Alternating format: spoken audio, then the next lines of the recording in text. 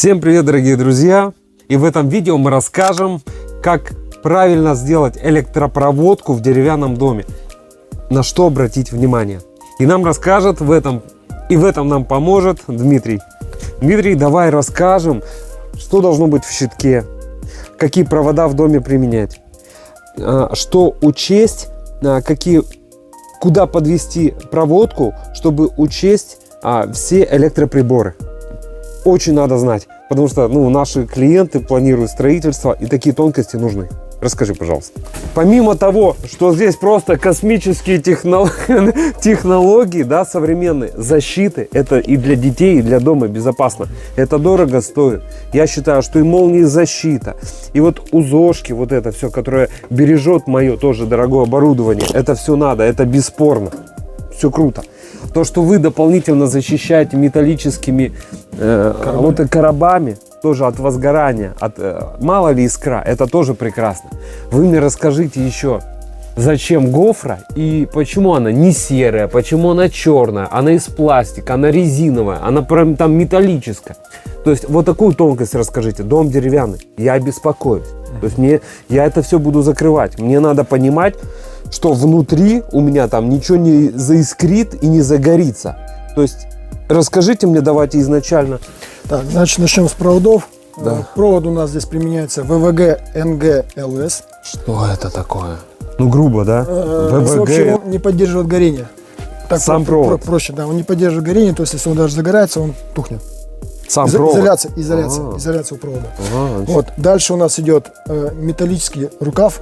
Металлорукав. Защищен он ПВХ-изоляцией. Почему ПВХ-изоляцией? Потому что... там металл внутри. Там металл внутри. Если посмотреть, круто. То есть не возгорается сам провод, самозатухаемый, да? Да. Круто. Потом защита еще вот это идет в гофре. Металлорукав. В данном случае металлорукав, потому что у нас... Почему мы к этому пришли выводу? Потому что у нас дом полностью внизу. Можно будет, кстати, потом посмотреть. У нас вся розеточная часть идет по низу. Хорошо. Вот. И, соответственно, от грызунов, от всех вот этих вещей у нас защищается металлорукавом. Понял. Да. Если дом играет, вот вы в стены вбиваете провод, он уходит в стену. Давайте пойдем. Тут не видно. Где-то. Вы гильзы применяете или как через стену? В данном случае у нас металл, тут уже гильза не нужна. Так. То есть этого достаточно. И у нас противопожарная пена везде. Пена противопожарная? Противопожарная. Я ее проверял, она не горит. Я ее реально поджигал, она не горит. Так, в коробках у нас везде идет пайка и термоусадка клеевая. Пайка. То есть у пайка нас не на скрутке, вот так вот взяли просто, два провода, просто так рукой замяли. Изолентой замотали и так сойдет. И нормально же сделано. Нет, тут вариант какой? Соединили, скрутили жестко, я видел. Да, потом пропайка идет, как это, окунание. Да. То есть волово, единая система. И потом еще... Термоусадка клеевая. Вот это я не видел, как вы делаете. Это тоже окунание, да? Нет, это у нас идет фен. Фен. То есть идет некий кусочек такой небольшой. Насаживаете термоусадку. И феном мы ее прогреваем. Все, она сжимается. Какие электроприборы не обязательно надо учесть в доме. Вот этот нюанс, потому что где что поставить, что учесть, что не учесть. И начнем мы с мастер-клавиши. Вы вот этот прибор, он включает и выключает абсолютно все в доме. Вот вы, уходя, проверяете утюг, да? Так, утюг я выключил, не выключил, я беспокоюсь. Я ушел уже на работу, приехал. Утюг я выключил, не выключил. У меня есть такое беспокойство. И маленький ребенок, я там выключил, не выключил, безопасно, не безопасно. Не надо об этом думать. Вырубили, все, ушли. Все вырубается в доме, кроме сигнализации, кроме холодильника, кроме... Чего еще? Видеокамеры. Видеокамеры. Да, то есть основные приборы, которые нужны, они работают.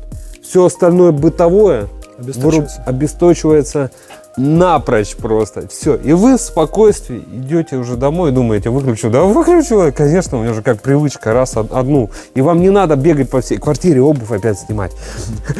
Что я делаю. То есть у меня вот, все, сделали, прекрасно. Так, что это здесь? Надо продумать. Первое, это, наверное, светильники по фасаду. Да? Потом это, наверное, светильник террасы. Ну, светильники по фасаду, это вот эти гирляндочки красивые. Я бы сделал бам. Потом светильник вот здесь террасы. Бам. Потом здесь тамбур. Скорее всего, бам. А четвертая кнопка? Это вот здесь у нас. Ага. Что-то я не учел еще. А, да. Четвертая, это, наверное, вот здесь. Это у нас один свет. Да. Это у нас второй свет. Так. Дальше идет прожектор. А, ну да, вот прожектор. И гирлянда. Ну, заходим дальше. Так, у нас здесь свет при входе. Я включил. Мне лень сюда бегать. У меня с той стороны второй. Правильно? Тоже надо учесть. Хорошо. В туалете что в основном ставят? Идет, где зеркало, обязательно розеточная группа. Где бойлер, обязательно, если это есть, да? Полотенчик. Водонагреватель. Это полотенчик. Где полотенчик. Да. Ага. Это у нас там будет находиться зеркало рядом, вот как раз то, что говорили. Да. Розетка. Окей. Стиральная машина. Все это дело зашьется. Ага. Да. Так, стиральная машинка тоже здесь. Да, и тут будет обшиваться имитация бруса. Соответственно, надо сразу предусмотреть, где будут располагаться светильники. Светильники тут вот мне объяснили, что будет их всего 3. Соответственно, мы равномерно их распределили по всей поверхности. Окей. Здесь у нас идет кухонная зона. Что делается в кухонной зоне? Ну, помимо света, здесь, ну, духовой шкаф. Так, духовой шкаф. Вот здесь будет у нас электроплита. Вот с этой стороны. Да. Вот духовой шкаф, электроплита. Вы вывели. Так, 2 провода. Сечение. У них другое сечение. Сечение у нас здесь идет 4 на 4, потому что у нас будет 4-конфорочная плита, соответственно, она двухфазная. Распределить нагрузку. Здесь у нас идет духовой шкаф. Отдельный кабель. Ну, вы еще все подписываете. Все подписано с 2 сторон, чтобы было понятно. Что мне нравится.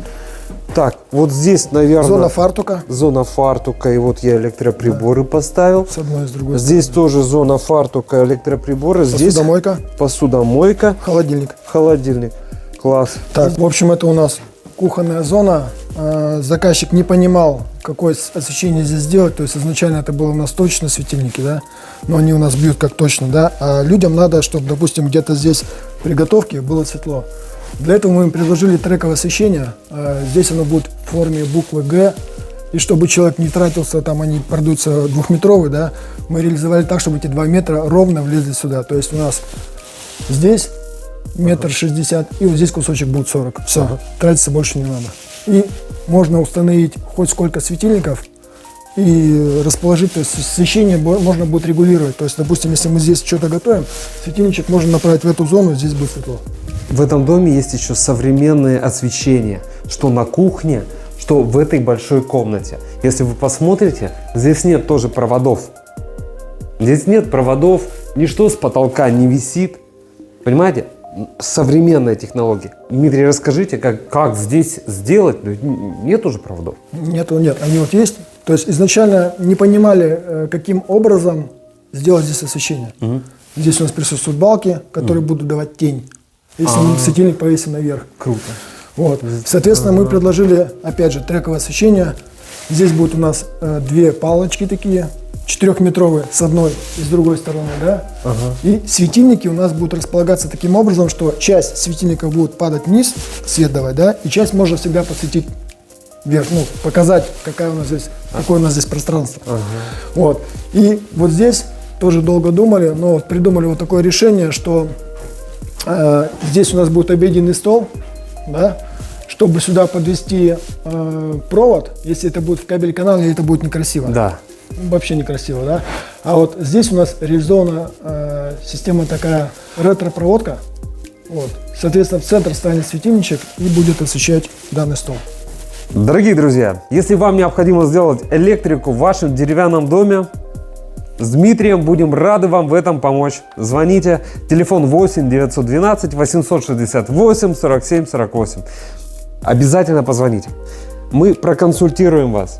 Сделаем вам предварительный расчет. Расскажем, покажем. Да, у вас будет понимание. Вы приценитесь. Ну и будем рады выполнить для вас электропроводку в вашем доме. Все, до встречи. До встречи. Пока-пока.